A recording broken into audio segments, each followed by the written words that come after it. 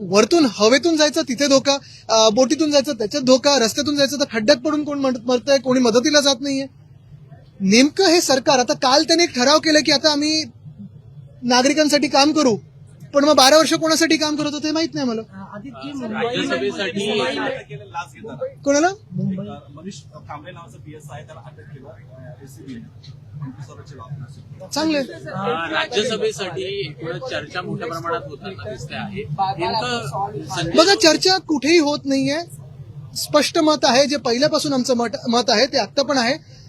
आत्ता पाहिलं महाविकास आघाडी जर आपण पाहिली जी आम्ही लढत देत आहोत, मग ते अदानीकरण जे होतंय मुंबईचं आणि महाराष्ट्राचं, धारावीचं जे अदानीकरण होत आहे, संविधानावर जो हमला होत आहे, आम्ही आणि काँग्रेस जे काही लढत देत आहोत ती स्पष्टपणे देत आहोत. पण ह्याच्यात एक महत्वाचं आहे, जर आपण महाविकास आघाडीचं जर तथ्य पाळलं आणि पाहिलं तर त्याच्यात जास्तीत जास्त ज्यांना सीट्स आहेत त्यांना पहिलं टर्न आलं पाहिजे, तो आमचा आहे.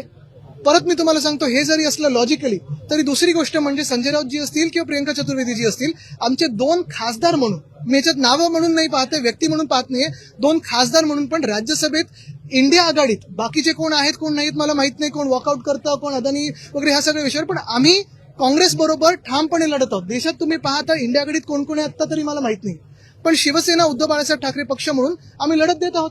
आता प्रश्न हाच राहतो की ज्यांची जास्तीत जास्त संख्या आहे, ज्यांचा टर्न आहे आणि ज्यांचा आवाज तिथे बुलंद आहे राज्यसभेत, म्हणून आमचा क्लेम आहे. आणि आमच्या पक्षाच्या आमदार जे आता मतदान करतात ह्याच्यात, त्या 20 जणांचं ठाम मत आहे की शिवसेना उद्धव बाळासाहेब ठाकरे पक्षाकडे ही सीट यावी. आम्ही ह्या सीटवर क्लेम केलेला आहे, दावा केलेला आहे आणि कुठेही त्याच्यात बदल झालेला नाहीये. शरद पवारांच्या संदर्भात जे बोललं जात आहे, नेमकं संजय राऊत पण बोलताना बोलतात की त्यांची इच्छा आहे. आणि बघा, तुम्हाला परत एकदा सांगतो, मी व्यक्ती म्हणून नाही, मी माझं पक्षाचं मत सांगतो.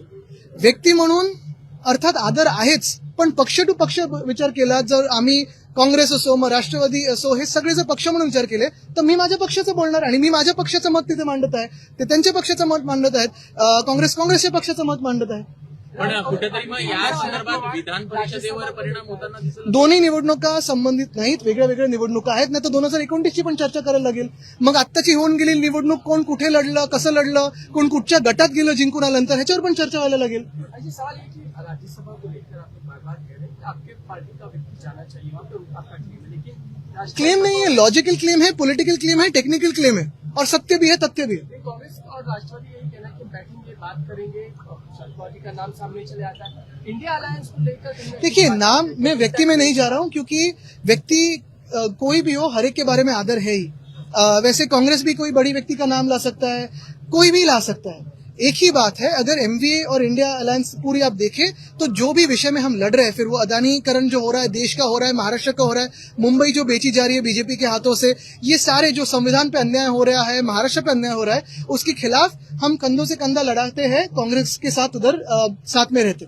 आप अगर देखें, बात करें तो फिर आंकड़ों के हिसाब से जाओ, या फिर जो भी एमवीए का ये होता है, प्रोसेस होता है, उससे हमारा ही दावा है. और 2020 में ऐसे ही हमने एनसीपी को एक बार तो की हमारी सीट अदा की है, और तब फौजिया खान जी जीत के आई थी, लेकिन 2022 में हमारे नहीं आए थे. तो इस बार हमारा दावा है और हमारा दावा पक्का है. बट आता अगर मगर में बात नहीं है, अभी हमारा दावा है. देखिए, मैं वापस कहता हूं कि अगर मगर की बात ही नहीं.